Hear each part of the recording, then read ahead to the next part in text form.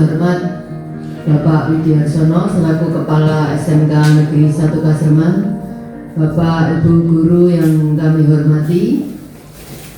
Pertama mari kita panjatkan puji syukur kehadirat Allah Subhanahu wa taala karena pada siang hari ini kita masih bisa berkumpul di ruang guru ini dalam rangka pengimbasan pelatihan pembelajaran mendalam. Kita bisa hadir dalam keadaan sehat walafiat, alhamdulillah. Tak lupa sholawat serta salam kita haturkan kepada junjungan kita Nabi Muhammad SAW yang selalu kita nantikan syafaatnya di yaumul qiyamah nanti. Bapak Ibu guru yang kami hormati, kami di sini merupakan perwakilan dari sekolah yang kemarin telah mengikuti pelatihan pembelajaran mendalam yang diadakan oleh Cabang Dinas Pendidikan Wilayah Madiun bekerja sama dengan BBPP PMV BOE Malang. Jadi kami ditugasi pelatihan kemarin untuk IN1 itu selama 6 hari Bapak Ibu. Jadi selama 6 hari kami diberikan materi, kemudian diberikan tugas, dan tugas untuk OJT ini salah satunya yaitu pengimbasan kepada teman-teman di lingkungan satuan pendidikan masing-masing. Jadi nanti kami di sini akan melakukan pengimbasan, jadi kami berempat nanti akan berbagi materi tentang pembelajaran mendalam. Jadi mohon nanti Bapak Ibu bisa mengikuti kegiatan ini sampai di akhir kegiatan. Jadi sementara itu dari saya, monggo nanti silakan dilanjutkan untuk pemateri pertama yaitu Bu Linda. Monggo Bu Linda.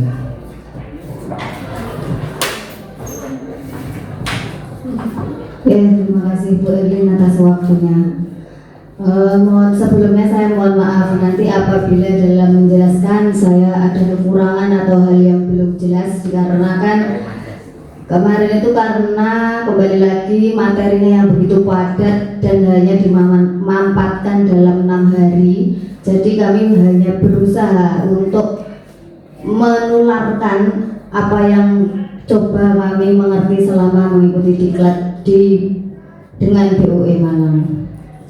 Yang pertama dari saya yaitu mengenai pembelajaran mendalam. Tadi sudah dijelaskan kepada Bapak Ibu semua oleh Bapak yang dari Seragen, Bapak Suharso, menjelaskan bahwa pendekatan yang dilakukan untuk pembelajaran mendalam yaitu memuliakan siswa dengan menekankan penciptaan suasana belajar yang penuh berkesadaran, bermakna dan menggembirakan melalui olah pikir, olah hati, olah rasa dan olahraga secara terpadu. Sebelum nanti pembelajaran mendalam diuraikan, terlebih dahulu yang kami akan coba paparkan yaitu tentang pola pikir atau mindset. Karena pola pikir ini adalah fondasi Bapak Ibu, fondasi kumpulan keyakinan yang akan menentukan seseorang melihat dan berpikir jika ada suatu kejadian atau peristiwa. Baik itu peristiwa yang menantang, menakutkan, hal yang baru, itu semuanya fondasinya adalah pola pikir. Bagaimana seseorang itu akan bereaksi ketika terjadi suatu masalah, itu fondasinya adalah pola pikir. Jadi tindakan yang dilakukan serta akan menentukan hasil yang akan diperoleh. Pola pikir ini nanti Bu Bapak dibagi menjadi 2. Kalau selama ini kita sering mengeluh, sering pesimis, sering takut, itu berarti kita masih pada pola pikir tetap atau PPT. Dan yang kedua itu ada pola pikir bertumbuh. Pola pikir bertumbuh itu adalah pola pikir yang berkembang, di mana pola pikir itu dapat dilatih, diasah, sehingga ketika terjadi suatu masalah atau hal yang baru, kita akan merasa tertantang, dan itu yang menjadikan pembelajaran nanti akan semakin berkembang. Ini adalah perbedaan dari pola pikir tetap dan pola pikir bertumbuh. Yang bagian atas Bapak Ibu itu adalah pola berpikir tetap. Jadi respon apa yang kita lakukan ketika ada challenge atau tantangan. Biasanya pola berpikir tetap itu cenderung menghindar. Jadi ketika ada tantangan menghindar. Tapi untuk pola berpikir bertumbuh itu akan menerima. Contohnya seperti apa menghindar? Mungkin saya sendiri itu juga pernah di sekolah ya. Ketika saya diberi tugas tambahan sama Bu Erlin misal, saya merasa tidak mampu, maka saya akan cenderung menghindar. Entah itu saya nggak datang, entah itu saya absen atau apa, karena saya merasa itu berat, sehingga saya cenderung menghindar. Sedangkan pola pikir bertumbuh itu adalah menerima, karena challenge atau tantangan itu adalah merupakan hal yang baru yang harus dikerjakan, yang harus dipelajari sehingga seseorang itu bisa maju gitu. Terus pola pikir yang kedua yang PPT itu lebih mudah menyerah, sedangkan yang pola pikir bertumbuh itu akan bertahan. Jadi ketika ada masalah itu cenderung adalah untuk mudah menyerah. Sudah wes aku raiso, wes aku duduk bidangku, saya terlalu berat ketika dikasih tugas itu, nah itu namanya menyerah. Sedangkan pola pikir bertumbuh itu cenderung bertahan, cenderung mencari solusi apa yang dapat dilakukan sehingga masalah itu akan selesai. Kemudian selanjutnya itu adalah berpikir mubazir. Mubazirnya apa toh aku ngelakuin ini tidak ya podo wae, bocah tetap bodoh. Nah itu pola pikir tetap. Sedangkan pola berpikir bertumbuh itu adalah ketika ada suatu masalah atau suatu hal yang baru, itu memandangnya adalah sebagai peluang untuk kita selalu belajar. Terus kemudian ketika ada kritik seseorang itu menganggap bahwa itu adalah suatu serangan yang dapat membunuh karakter saya jadi kelihatan tidak bagus, saya jadi kelihatan lemah. Itu adalah pola pikir tetap.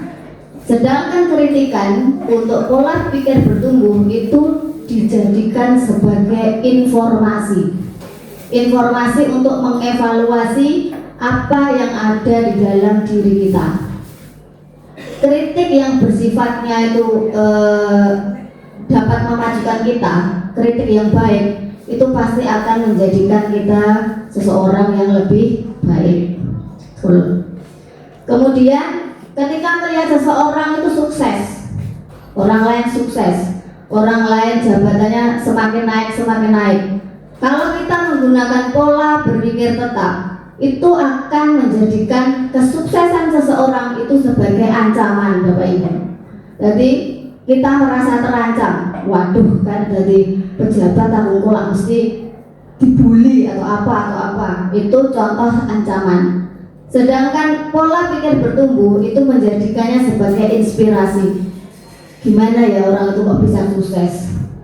Kerja keras apa yang sudah dilakukan? Itu merupakan pola pikir bertumbuh. Jadi itu Bapak Ibu. Intinya kalau pola pikir tetap itu cenderung pesimis terhadap perubahan. Kalau pola pikir bertumbuh itu kita berpikir optimis terhadap apapun perubahan yang terjadi di lapangan. Nah ini adalah suara pola pikir tetap dan pola pikir bertumbuh. Ini suara itu berarti apa tahu yang ada di dalam diri kita, apa yang kita pikirkan ketika ada masalah. Misal di sini pola pikir tetap, kalau ada suatu kegagalan yang menimpa kita, maka pola berpikir tetap akan menyatakan, oh berarti saya tidak mampu.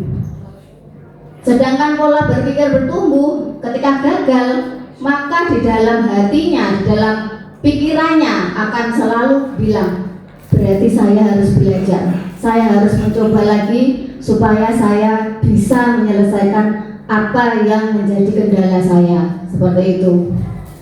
Ini dari 1 sampai 5, ini mungkin contohnya tidak saya jelaskan semua Bapak Ibu. Ini kecerdasan dan kemampuan adalah segalanya. dan akan menjadi faktor yang menentukan sukses atau tidaknya. Sedangkan yang kedua, belajar dan berusaha adalah faktor kunci yang akan menentukan sukses atau tidaknya. Jadi tidak ada orang itu bodoh dari lahir. Tidak ada orang itu yang merasa saya itu dilahirkan bodoh. Itu tidak ada. Karena otak itu dapat dilatih. Dapat dilatih dengan apa?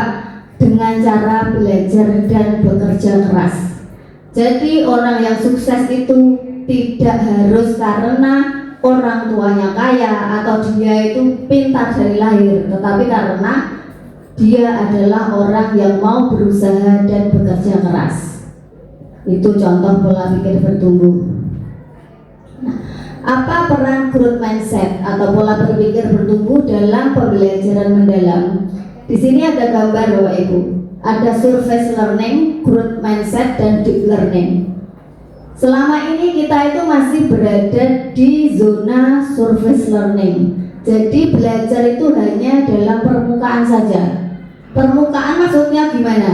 Kita itu belajar itu hanya sekedar siswa itu memahami, tahu, menghafal. Itu seperti contoh pelajaran saya sendiri ya, karena saya bukan orang produktif. Mungkin kalau orang produktif itu sudah menerapkan deep learning secara tidak langsung. Tapi kalau orang normada, khususnya pada pelajaran yang banyak teori, itu kemungkinan masih banyak menggunakan surface learning. Jadi belajar hanya di permukaan saja, menghafal, membaca, memahami, hanya menggunakan kognitif. Proses praktek itu belum terjadi. Sedangkan deep learning itu adalah pembelajaran secara menyeluruh, holistik, di mana siswa itu bisa memahami, bisa mengaplikasi, dan juga bisa melakukan refleksi. Nah, di sini gambar ini growth mindset itu berada di antara surface learning dan deep learning. Jadi adanya growth mindset ini dibutuhkan agar bisa menghilangkan rasa takut, kekhawatiran terhadap hambatan dan tantangan serta kesulitan yang akan dihadapi ketika ada pembelajaran yang baru. Ini contoh implementasi pola pikir bertumbuh dalam pembelajaran mendalam. Tadi dijelaskan kerangka pembelajaran mendalam yaitu ada praktik pedagogis, ada lingkungan belajar, kemitraan, dan pemanfaatan digital. Ketika praktik pedagogis itu kan melibatkan model dan metode belajar Bapak Ibu. Ketika kita memiliki pola pikir bertumbuh, otomatis seorang guru itu nanti akan selalu berpikir, selalu inovatif. Metode apa yang cocok terhadap materi yang akan diajarkan. Misalnya saya sendiri, seperti saya bab pertama itu ada makhluk hidup dan lingkungannya. Saya akan mencoba pertama itu di bagian memahami, mungkin seperti yang dikatakan Pak Suharso tadi, akan memberikan definisi dari apa yang perlu diketahui siswa. Sedangkan pada tahap mengaplikasi itu bisa melalui praktek atau praktikum. Misal saja membuat jaring-jaring makanan, atau membuat terarium, atau bisa membuat ekoprint, di mana dari hasil tersebut siswa itu akan tahu apa hubungan pelajaran yang saya pelajari selama ini ketika akan dipraktekkan di dunia luar. Oh, ternyata kita itu dapat berinteraksi dengan tumbuhan, misalnya dengan pembuatan ekoprint yang dapat bermanfaat dari segi ekonomi, bisa dijual, bisa menghasilkan karya yang indah. Itu untuk merefleksi, guru itu pasti juga akan melakukan refleksi. Seperti apa misalnya, setelah melakukan praktek, guru akan berusaha memperbaiki apa yang kurang dari proses pembelajarannya. Disinilah diperlukan pola pikir bertumbuh. Jadi dengan pola pikir bertumbuh, guru itu akan selalu termotivasi untuk memperbaiki apa yang sudah diajarkan di dalam kelas. Untuk lingkungan belajar ini pasti karena kita ada dalam kelas, luar kelas, dan juga virtual. PBB, PPB ini pasti akan sangat berpengaruh terhadap bagaimana guru mengelola lingkungan belajar yang nyaman untuk siswa. Kemitraan belajar. Dengan adanya kemitraan belajar, kita perlu PBB untuk apa? Untuk menjalin kerjasama. Misalnya, ini maaf Bu Vera, ini keliru dari kementeriannya, ya. Ini soalnya saya kopas saja, saya snipping tool. Untuk apa kita itu perlu PBB dalam kemitraan? Seperti tadi kolaborasi misalnya. Saya menanyakan, ketika saya guru IPAS, saya akan berkolaborasi dengan guru bahasa Indonesia atau informatika atau seni tata busana misal. Di situ guru akan termotivasi. Gimana ini saya membuat timnya? Judul apa yang akan saya bawakan? Semua itu akan membuat guru itu kreatif dalam hal pembelajaran yang akan diterapkan di dalam kelas. Sedangkan untuk pemanfaatan digital, PBB itu dibutuhkan ketika ada aplikasi atau hal baru yang sedang in atau viral dan itu bermanfaat ketika diterapkan di kelas, maka guru akan berusaha sebaik mungkin untuk mempelajari hal tersebut. Mohon maaf, ini kok saya kayak cowok banget. Selanjutnya untuk prinsip pembelajaran deep learning, yaitu berkesadaran, bermakna, dan menggembirakan. Di sini berkesadaran berarti kita bisa mengaitkan sehingga siswa itu akan termotivasi untuk mengikuti pelajaran kita. Kita akan kreatif, kita akan berpikir, mengeksplorasi apa ya yang bisa saya berikan kepada siswa sehingga siswa itu senang terhadap pelajaran saya. Bermakna itu seumpamanya yaitu tadi kita dapat melakukan praktikum atau memberikan digital, pemanfaatan media digital agar siswa itu lebih mudah memahami pelajaran yang akan diberikan. Menggembirakan tentu saja kita dapat menggunakan aplikasi-aplikasi yang sudah banyak beredar di media untuk menambah motivasi siswa, entah itu dengan Kahoot atau dengan yang lain, hal yang lain, kuisis atau lain yang dimana siswa itu ketika dalam proses pembelajaran akan merasa nyaman, tidak merasa tertekan, tidak merasa diintimidasi oleh guru. Walaupun saya itu juga kadang mengintimidasi, karena saya itu kesabaran saya itu kadang-kadang juga setipis tisu. Apalagi anaknya rame, pasti saya itu mengintimidasi. Dan hal itu yang harus saya perbaiki setelah adanya pembelajaran mendalam ini. Yang terakhir adalah tentang pengalaman belajar. Sama ini Bapak Ibu, memahami, mengaplikasi, merefleksi itu hampir sama dengan praktik pedagogik yang saya terangkan di depan.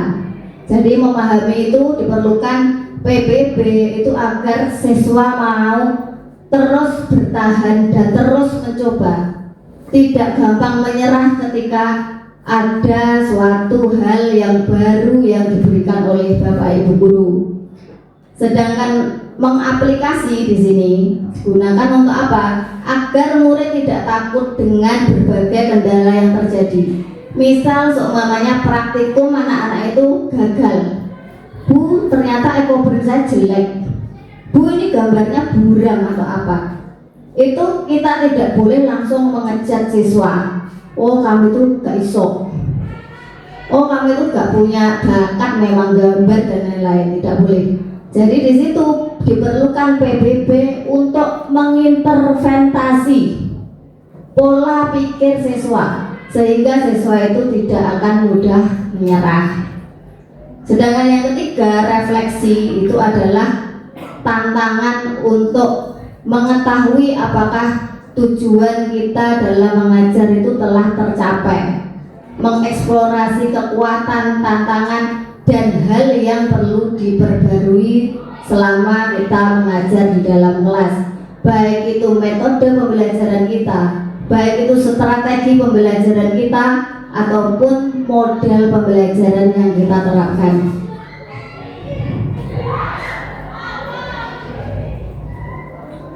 Sudah, saya kira seperti itu Bu Erin dari saya. Mungkin untuk kalau ada tanya jawab nanti mohon kita jelaskan dulu sampai akhir semua materi. Monggo saya kembalikan ke Bu Erin. Terima kasih Bu Linda. Jadi Bapak Ibu, intinya bahwa pola pikir itu ada dua, yaitu pola pikir tetap atau PPT, kemudian pola pikir laptop buka gitu bertumbuh atau berkembang. Nah, pola pikir bertumbuh atau PPB. Jadi jangan keliru PBB.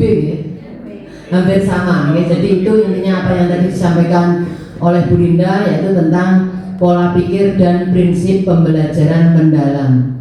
Kemudian untuk materi yang selanjutnya akan disampaikan oleh Bu Sylvia tentang asesmen.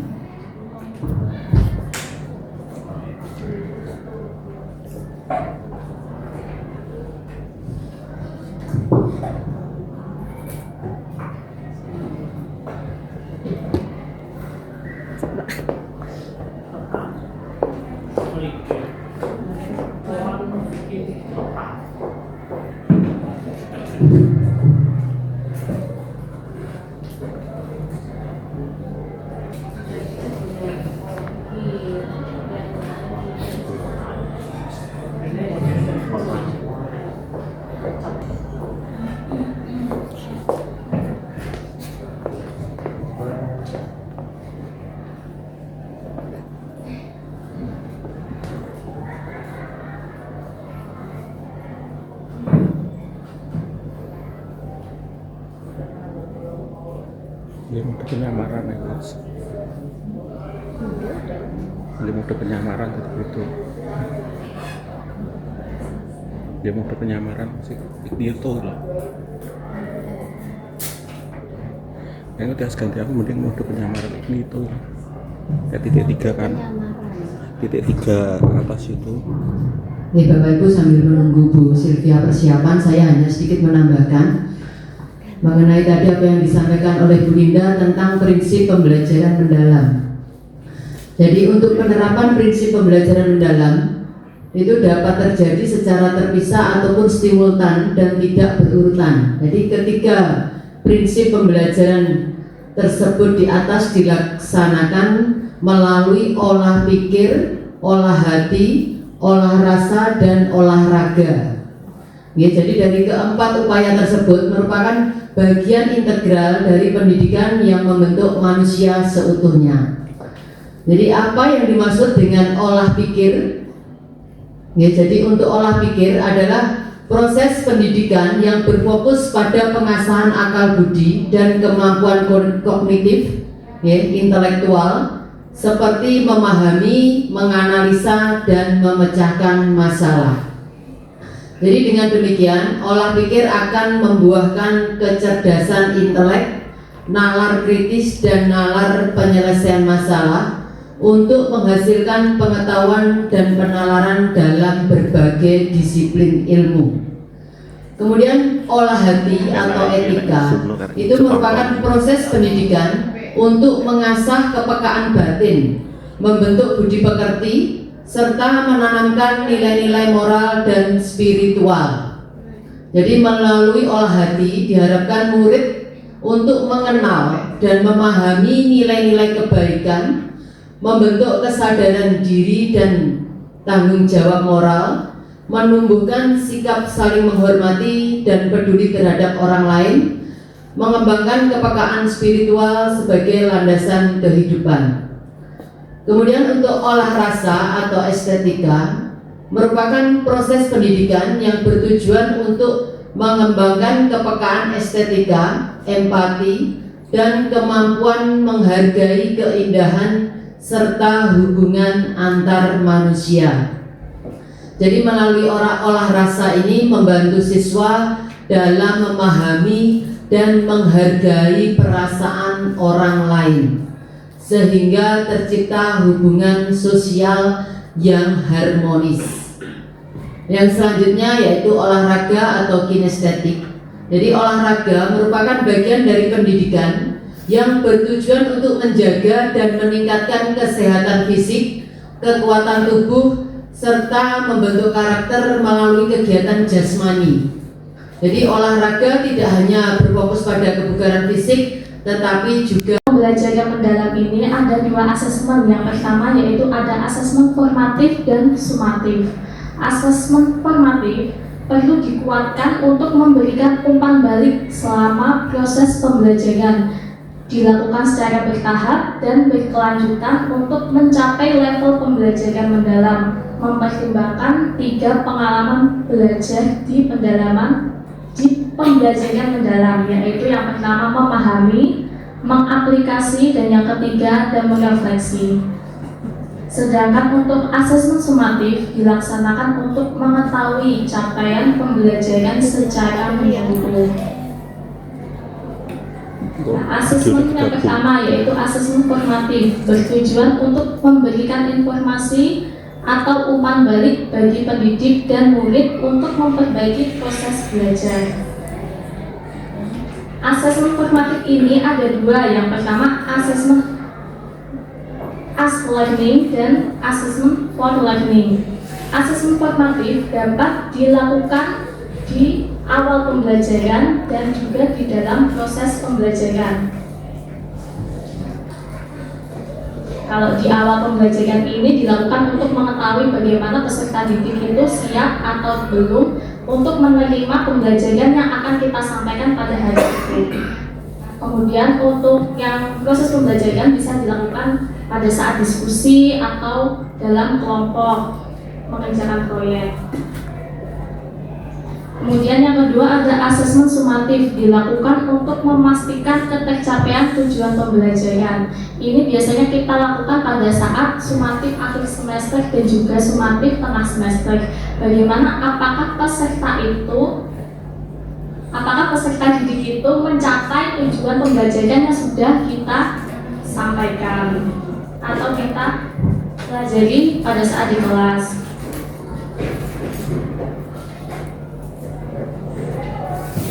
Nah, di sini ada contoh atau tekniknya untuk assessment for learning. Biasanya bisa menggunakan kuis awal atau diagnostik. Ini biasanya untuk pembagian kelompok. Jadi dalam pembagian kelompok itu tidak boleh anak yang pintar itu berkumpul dalam satu kelompok. Nah, bagaimana mensolusi itu? Biasanya bisa dilakukan sebuah kuis singkat atau biasanya pakai Google Form bisa atau pakai kuis juga bisa. Nah, anak yang memiliki skor tertinggi itu bisa dibagi ke kelompok-kelompok yang lain. Jadi anak-anak yang pintar itu merata, tidak berkumpul menjadi satu. Ada juga diskusi kelompok kecil, kemudian membuat peta konsep kolaboratif, tanya jawab, dan juga tanya jawab. Kemudian di asesmen learning-nya bisa melakukan reflektif harian atau peak assessment juga bisa, melakukan proyek yang kecil juga bisa. Nah, untuk yang penilaian sumatif contohnya ada tadi STS, sumatif tengah semester, SAS, sumatif akhir semester, presentasi studi kasus bisa dilakukan di dalam penilaian sumatif.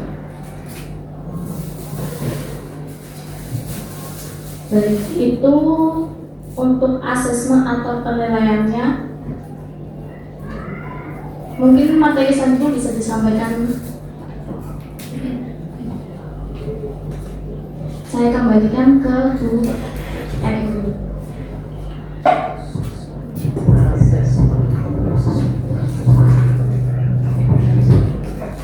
Ya, terima kasih Bu Sylvia. Jadi intinya bahwa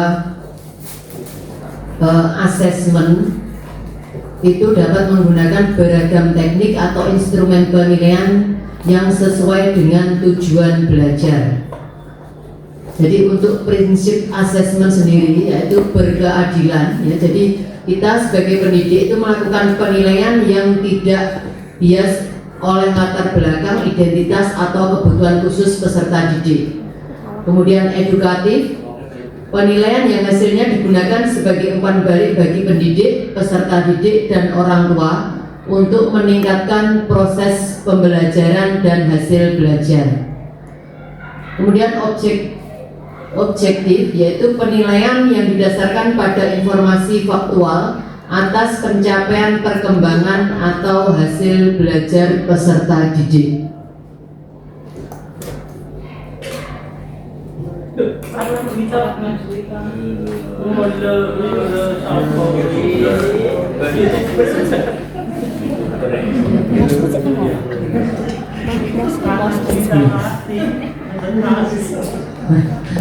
Ya, jadi asesmen pada pembelajaran mendalam ada dua ya, tadi yang sudah disampaikan oleh Bu Sylvia, yaitu asesmen formatif. Itu asesmen yang bertujuan untuk memberikan informasi atau umpan balik bagi pendidik dan murid untuk memperbaiki proses belajar ya, yang berupa asesmen di awal pembelajaran dan asesmen di dalam proses pembelajaran. Kemudian yang kedua asesmen sumatif. Ini yang dilakukan untuk memastikan ketercapaian tujuan pembelajaran.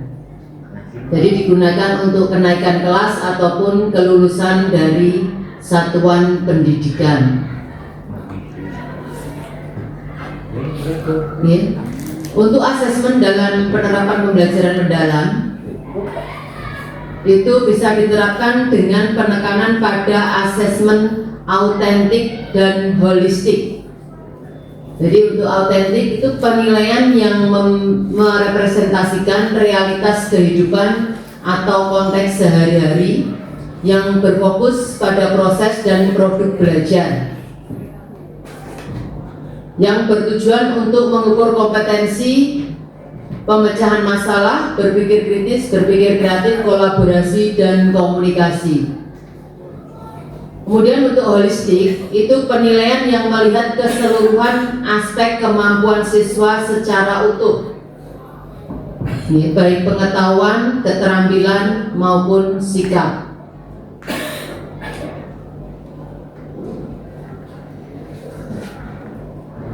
Jadi untuk contoh teknik asesmen itu ada observasi, ya, dilakukan dengan cara mengamati langsung perilaku atau aktivitas murid dalam proses pembelajaran. Kemudian kinerja,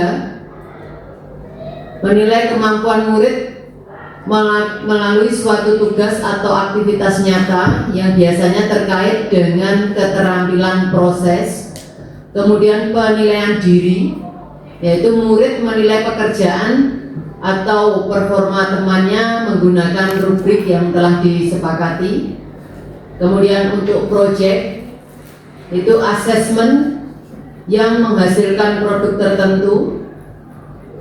Kemudian tes tertulis, yaitu menilai pemahaman melalui soal tertulis berupa pilihan ganda ataupun uraian. Kemudian penilaian antar teman, yaitu mengevaluasi sendiri hasil dan proses belajar mereka berdasarkan kriteria. Kemudian ada tes lisan, itu menilai pemahaman murid secara langsung melalui komunikasi verbal. Kemudian ada penugasan baik individu maupun kelompok dalam bentuk latihan atau penguatan pembelajaran. Kemudian yang terakhir dalam bentuk portofolio atau kumpulan dokumen atau karya murid yang dikumpulkan dalam kurun waktu tertentu. Jadi itu Bapak Ibu untuk contoh teknik asesmen ya. Jadi untuk teknik asesmen khas SMK itu biasanya ada PKL, kemudian ada ujian unit kompetensi, ada uji kompetensi kejuruan.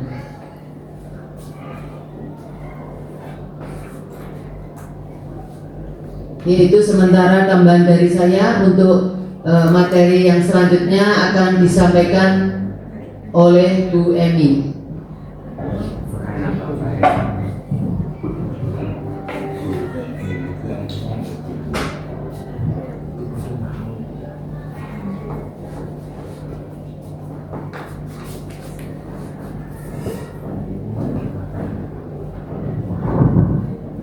Jadi matur suwun untuk waktunya Bu Elin.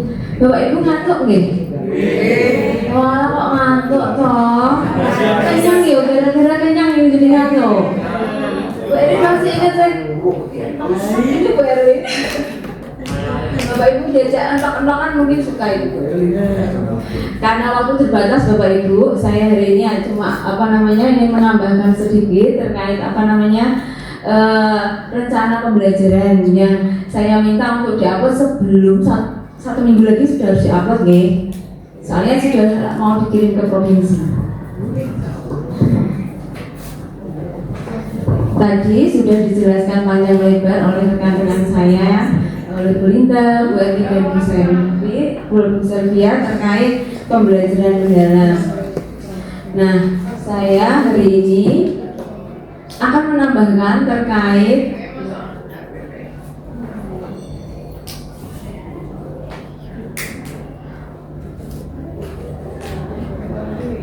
perencanaan pembelajaran Bapak Ibu. Tadi sudah kita dari pagi tadi sudah belajar terkait perencanaan pembelajaran. Jadi saya hanya ingin menambahkan sedikit. Tadi sama Bapak Profesornya sudah sangat lengkap sekali. Saya hanya menambahkan sedikit saja. Untuk perencanaan pembelajaran itu desain minimal yang harus ada di RPP jenengan, minimalisnya ini yang konsep minimalis nih, itu harus ada identifikasi, desain pembelajaran, pengalaman belajar dan asesmen. Ini yang minimalis. Jadi di antara identifikasi itu misalnya ada tiga jenis, yaitu mengidentifikasi kesiapan murid, memahami karakteristik materi pembelajaran, serta menentukan dimensi profil lulusan. Dari tiga ini, jenengan hanya milih satu, yaitu menentukan dimensi profil lulusan, itu tidak apa-apa. Jadi itu sudah memenuhi syarat. Kemudian untuk desain pembelajarannya, di sini kita memang harus menentukan tujuan pembelajarannya. Jadi untuk capaian pembelajaran tidak perlu dicantumkan tidak apa-apa.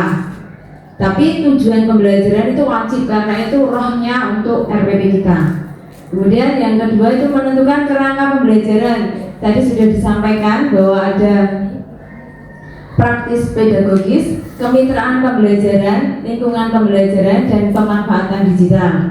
Kemudian untuk pengalaman belajar, di sini kita merancang pembelajaran dengan prinsip karena PM itu selalu menekankan terkait berkesadaran, bermakna dan menggembirakan tadi. Seperti yang disampaikan oleh Bapak Profesor tadi, berkesadaran. Jadi ketika kita sadar kalau kita mengajar demi anak didik kita, otomatis kita akan melakukan hal yang terbaik. Ketika gurunya sadar, saya berharap muridnya juga sadar. Jangan sampai gurunya sadar tapi muridnya nggak sadar. Nggak sadar kalau saat itu sedang belajar gitu loh. Kalau murid kita tekankan, oh situasi di sini tuh sudah belajar. Kalau mereka sadar, kalau dia belajar, mereka akan memperhatikan apa yang kita sampaikan di situ. Tapi kalau mereka nggak sadar dalam artian pikirannya kemana-mana, nggak fokus, berarti dia nggak siap untuk menerima pembelajaran. Jadi berkesadaran itu seperti itu. Mungkin dengan mengartikan berbeda juga nggak masalah. Yang intinya adalah berkesadaran gitu aja lah. Kalau bapaknya tadi kan kita harus sadar kalau kita mengajar. Berarti kita berpikir, oh apa yang mau saya ajarkan hari ini? Dengan metode apa sih siswa saya biar paham terkait pembelajaran yang akan saya sampaikan? Kan seperti itu. Itu kalau gurunya yang sadar. Tapi ketika kita sudah sadar di dalam kelas, kok anak didik kita ternyata nggak sadar, nah itu beda ceritanya. Biar caranya biar anak itu bisa mindful di situ. Mindfulness di kurikulum Merdeka juga sudah ada di mindfulness sebenarnya. Kemudian kita juga harus mendeskripsikan pengalaman belajar untuk memahami. Udah disampaikan teman saya tadi juga, mengaplikasi dan merefleksi. Kemudian yang keempat ada asesmen pada awal pembelajaran. Asesmen pada pada awal pembelajaran itu tidak harus dilaksanakan hari itu Bapak Ibu. Ketika jenengan mau mengajar hari ini, jenengan otomatis sudah tahu bahwa kesiapan murid kita. Oh, hari ini saya mau memberikan materi ini. Ini lanjutan dari materi kemarin. Otomatis anak-anak sudah memiliki bahan atau bekal pemahaman, pengetahuan untuk materi lanjutan. Nah, asesmennya itu nggak harus pakai soal, itu nggak perlu. Kalau menurut saya lebih pakai pertanyaan pematik aja sudah cukup itu. Kita sudah tahu kesiapan peserta didik, kita sudah tahu tingkat pemahaman mereka.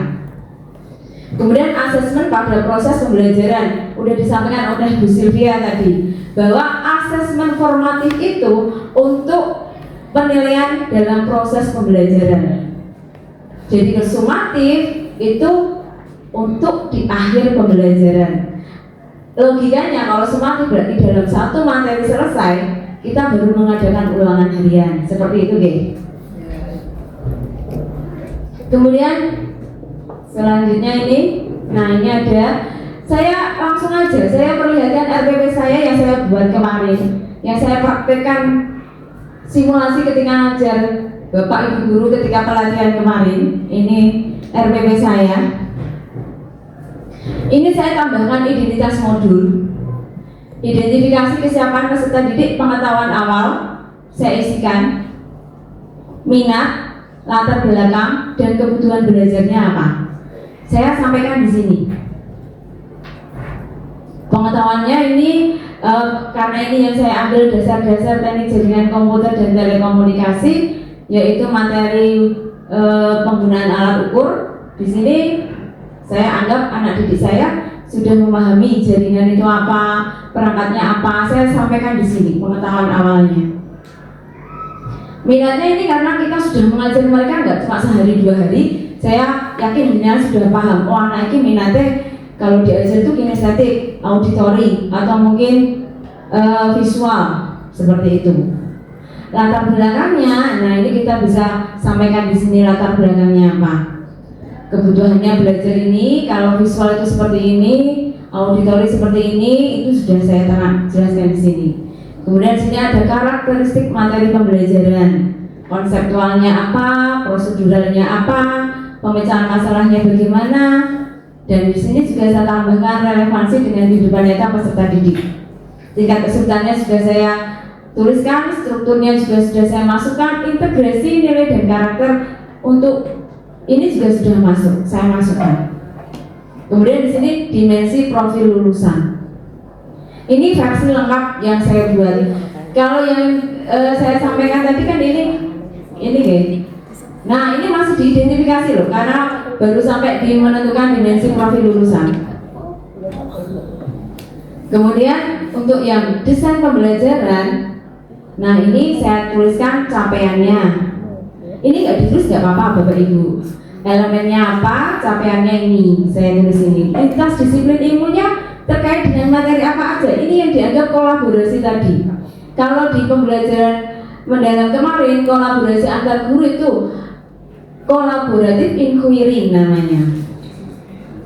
Jadi kemarin saya juga kami juga diajarkan terkait kolaborasi inquiry, yaitu kerjasama atau kolaborasi antara beberapa mapel dengan guru yang berbeda, ataupun jadi inquiry, kolaborasi inquiry itu nggak selalu dengan guru lain, itu enggak. Guru dengan peserta didik pun bisa itu. Jadi di sini lintas disiplin ilmu yang saya gunakan itu pakai menggunakan mapel bahasa Indonesia, informatika, sosiologi, dan PKN. Tujuan pembelajaran rohnya RPP dituliskan juga di sini. Topik pembelajaran kontekstualnya di sini. Kemudian kerangka pembelajaran yang mulai dari praktik pedagogik, model, strategi, dan metode. Saya menggunakan problem based learning. Diskusinya tanya jawab presentasi. Metodenya diskusi kelompok, studi kasus, simulasi, proyek mini, presentasi, eksplorasi alat digital. Kemitraan pembelajaran, lingkungan sekolah, guru, luar lingkungan sekolah. Di sini ada video, kunjungan virtual misalnya. Kemudian masyarakat, ini mengaitkan keterampilan penggunaan alat ukur jaringan dengan manfaat nyata bagi masyarakat. Itu sudah masuk di bagian kemitraan pembelajaran. Lingkungan pembelajaran di sini ada ruang fisik, ruang sosial, lingkungan digital. Pemanfaatan digital juga di sini sudah ada. Saya menggunakan perpustakaan digital, forum diskusi daring, penilaian daring, alat kolaborasi dan desain visual. Langkah-langkahnya di sini itu juga harus dituliskan Bapak Ibu. Langkah saya menggunakan project based learning di sini. Saya masukkan sintaknya, tapi ada yang tidak dimasukkan sintaknya, cuma memahami tahapannya apa aja ditulis itu juga boleh. Itu versi yang minimalis. Yang saya share linknya kemarin itu sudah sesuai. Tata letaknya itu sudah sesuai RPP-nya. Jadi jangan tinggal ganti nama, kemudian dipahami itu materinya sesuai apa enggak, tinggal meng-ATM aja, dimodifikasi. Kalau saya ini menggunakan PJBL, jadi di sini ada penyambutan ini mindful. Guru menyapa peserta didik, menyiapkan lingkungan belajar. Ini termasuk, nah di sini tak tuliskan. Guru menyapa peserta didik dengan mengucapkan salam. Ini termasuk religius dan memuliakan. Memuliakan karena pembelajaran mendalam itu kita harus memuliakan murid, Bapak Ibu. Contohnya memuliakan itu bagaimana? Ketika ada anak bisa menjawab, kita harus bisa memberi apresiasi. Memujinya dengan ucapan, oh terima kasih, pintar sekali. Terus kamu hari ini kasih intinya tuh memberi pujian seperti itu. Itu namanya kita memuliakan anak di situ. Jangan sampai kita tuh pelit memberi apresiasi ke anak didik kita. Kemudian di sini sintak yang pertama, di sini apersepsi, ini saya meaningful. Guru menampilkan gambar dan bla bla bla ini. Kemudian ada pemanasan joyfulnya juga, dan kegiatan ini mulai dari pertanyaan mendasar. Ini mulai dari sintak saya ke ini. Di sini saya tulis memahami, ini berkesadaran dan bermakna. Jadi pada tahap awal ini tahap inti yang pertama ini, di sini sudah mulai siswa untuk memahami prinsip yang pertama. Di sini berkesadaran dan bermakna. Kemudian mendesain project, di sini desain outline for the project ini masuk juga di memahami, masih di memahami. Menyusun jadwal dan ini sudah masih masuk di memahami, dan mengaplikasi ini masuk di monitor proyek, menguji hasil, kemudian refleksi ini masuk di mengevaluasi pengalaman belajar. Kemudian penutup di sini dituliskan juga menyimpulkan pembelajaran, kemudian memberikan refleksi, ini juga tetap karena refleksi itu penting Bapak Ibu. Nah, asesmennya yang dipakai dengan apa aja ditulis. Di awal apa? Tanya jawab. Di inti apa? LKPD. Di akhir apa? Refleksi diri dan kelompok serta refleksi pembelajaran. Ini tadi sudah dijelaskan oleh Bu Sylvia terkait asesmen as learning, for learning, dan off learning. Ada 3 asesmen tadi. Formatif, sumatif. Sumatif hanya 1. Kalau formatif ada berapa Bapak Ibu tadi? Ada berapa? 2 itu apa sih tadi? Off learning itu sumatif apa formatif? Sumatif. Sumatif. Kalau for learning itu sumatif apa formatif? Formatif. Ini terkait rencana pembelajaran.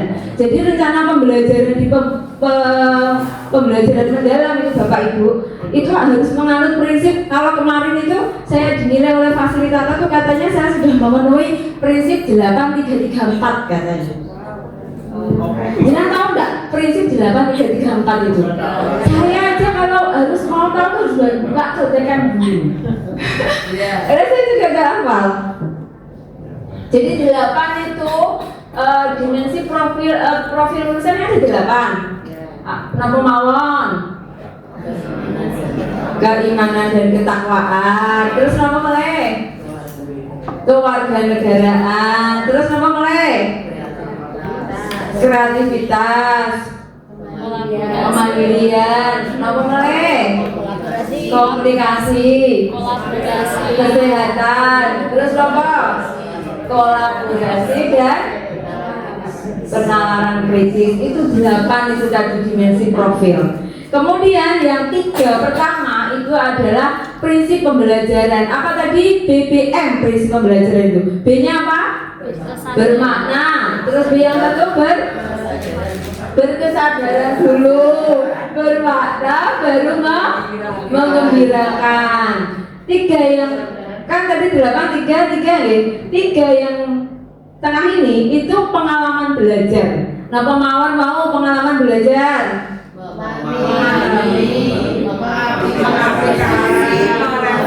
Merefleksi.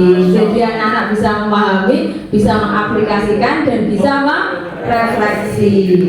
Kemudian 4 kerangka pembelajaran. Apa aja kerangka pembelajaran tadi?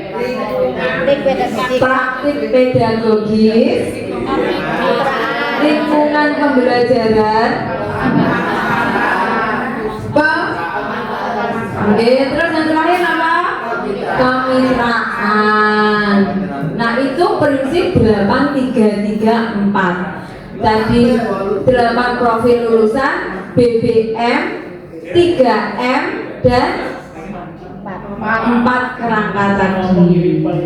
Maka itu ya hasil dari pelatihan kami selama 6 hari. Karena seperti yang disampaikan oleh Belinda tadi, awal hari pertama itu kita langsung shock karena mengerjakan modul itu langsung 7 modul plus LK-nya itu langsung 7 LK.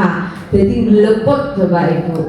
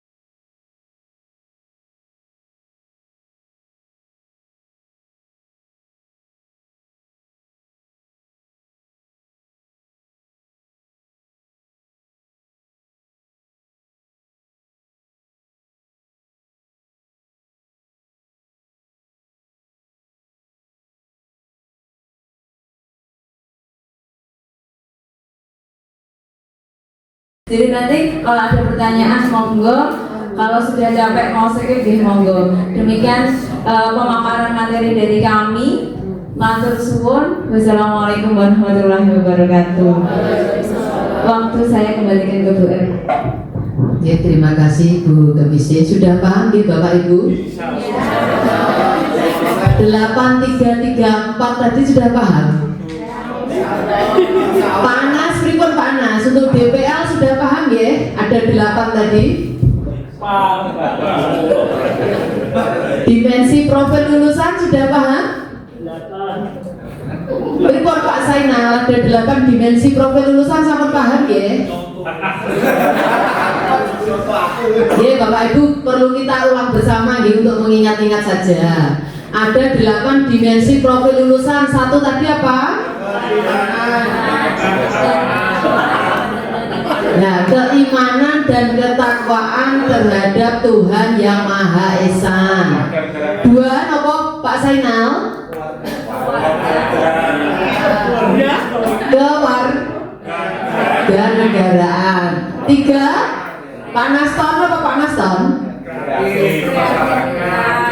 Kreativitas. 4 Pak Anas apa Pak Anas? Kemandirian. Ya.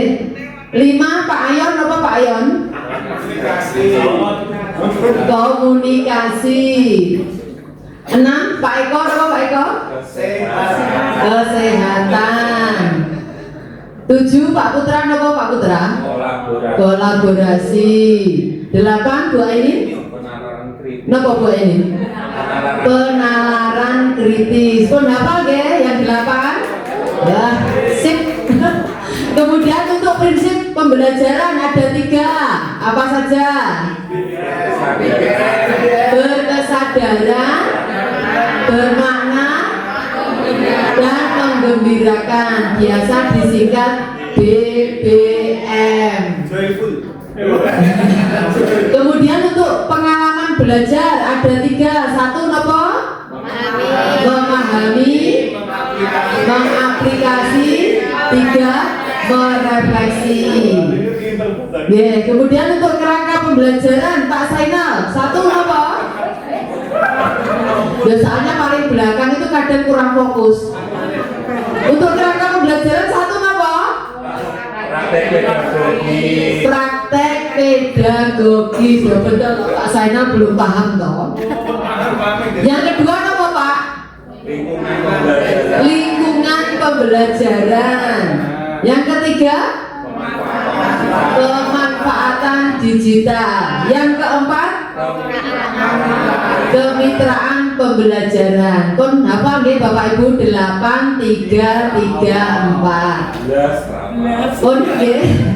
Untuk pola pikir tadi ada 2. 1 napa? Pola pikir tetap. Pola pikir tetap, biasa disingkat apa? PPT. Kemudian yang kedua,